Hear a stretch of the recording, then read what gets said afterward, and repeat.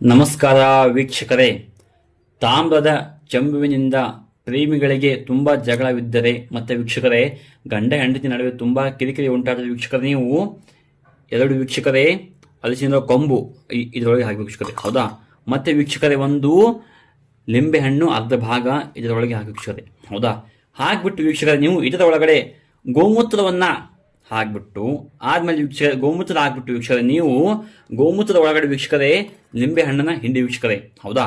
ಲಿಂಬೆ ಹಣ್ಣನ್ನು ವೀಕ್ಷಕರೇ ಹಿಂಡಿಬಿಟ್ಟು ವೀಕ್ಷಕರೇ ನೀವು, ಹೌದಾ, ರಾತ್ರಿ ಮಲಗುವಾಗ ವೀಕ್ಷಕರೇ ನಿಮ್ಮ ಮನೆ ಮೂಲೆ ಮೂಲೆಗೂ ವೀಕ್ಷಕರೇ ಆ ಒಂದು ಗೋಮೂತ್ರದ ನೀರನ್ನ ಚಿಮ್ಮಿ ವೀಕ್ಷಕರೇ, ಹೌದಾ?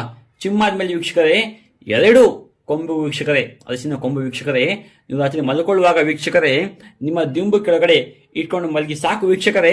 ನಿಮ್ಮ ಪ್ರೇಮಿ ಗಂಡ ಹೆಂಡತಿ ಸಂಪೂರ್ಣ ನಿಮ್ಮ ಮಾತು ಕೇಳೋ ಹಾಗೆ ಆ ಥರ ವೀಕ್ಷಕರೇ ಈ ಒಂದು ತಂತ್ರ ಮಾಡಿ ರಾತ್ರಿ ವೇಳೆ ಒಳ್ಳೆಯದಾಗುತ್ತೆ. ನಮಸ್ಕಾರ, ಧನ್ಯವಾದಗಳು.